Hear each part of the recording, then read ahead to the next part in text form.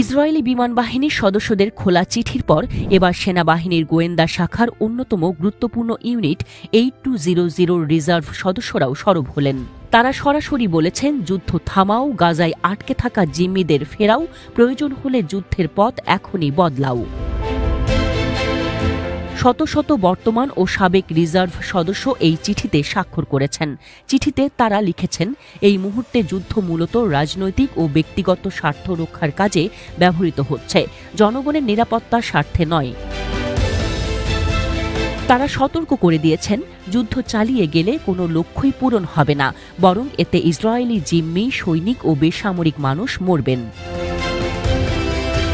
Reserve সেনারা এটা উল্লেখ করেছেন, চলমান যুদ্ধের কারণে রিজার্ভ বাহিনীর ভেতর হতাশা ছড়িয়ে পড়েছে, আশঙ্কাজনক হারে বেড়েছে সেনাদের অনুপস্থিত থাকার সংখ্যা। তারা উদ্বেগ প্রকাশ করে বলেছেন, এটি ইসরায়েলের সামরিক শক্তির উপর দীর্ঘমেয়াদে প্রভাব ফেলবে। 8200 সদস্যদের ভাষায়, যুদ্ধের প্রকৃত কোনো কৌশল নেই, পরিষ্কার কোনো পরিকল্পনা নেই, শুধুমাত্র রাজনৈতিক স্বার্থেই যে যুদ্ধটি চালিয়ে নেওয়া হচ্ছে সেই বাস্তবতাটিকে আমরা প্রত্যাখ্যান করছি। তারা সরাসরি বলছেন, আমরা দেখছি হামাস এখনও গাজার নিয়ন্ত্রণে রয়েছে, নতুন যোদ্ধা সংগ্রহ করছে, অথচ সরকার এখনও পর্যন্ত এদের উৎখাতের কোনো বাস্তবিক রূপরেখা জনগণের সামনে হাজির করতে পারেনি। চিঠিতে আরও বলা হয়েছে, 1 বছরেরও বেশি সময় ধরে সামরিক অভিযান চালিয়েও গাজায় হামাসের সুড়ঙ্গগুলোতে আটকে থাকা জিম্মিদের উদ্ধার করা সম্ভব হয়নি। তারা এখনও জীবন্ত পচে মরছে। সরকার এই চরম ব্যর্থতার দায় নিচ্ছে না।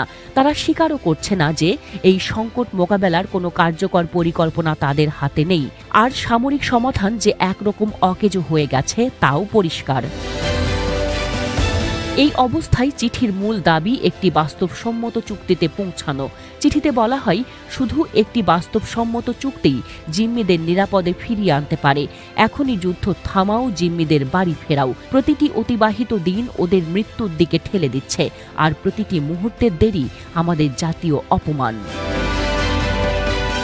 এই চিঠির ঠিক আগের দিন প্রায় 1000 জন সাবেক বিমান বাহিনীর সদস্য, যার মধ্যে 60 জন সক্রিয় রিজার্ভ সদস্য, একই ধরনের একটি বিবৃতি দিয়েছিলেন। প্রধানমন্ত্রী নেতানিয়াহু ও নিরাপত্তা মন্ত্রী ইসরায়েল কাটস এই অবস্থানের তীব্র নিন্দা জানিয়েছেন। স্বাক্ষরদাতাদের মধ্যে যারা সক্রিয় রিজার্ভে রয়েছেন তাদের বরখাস্তের ব্যাপারেও চিন্তা করা হচ্ছে।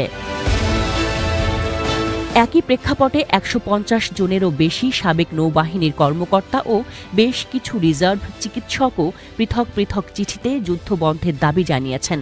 তাদের বক্তব্য, যুদ্ধের মাধ্যমে নয়, বরং তাৎক্ষণিক যুদ্ধবিরতি ও সমঝোতার পথেই গাজায় আটকে থাকা জিম্মিদের দ্রুত ফিরিয়ে আনা সম্ভব।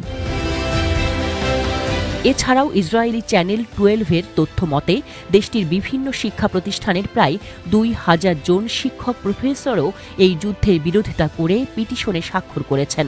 তাদের যুক্তি, শুধুমাত্র একটি চুক্তিই জিম্মিদের বাঁচিয়ে আনতে পারে, সামরিক চাপ বরং উল্টো ওদের মেরে ফেলছে।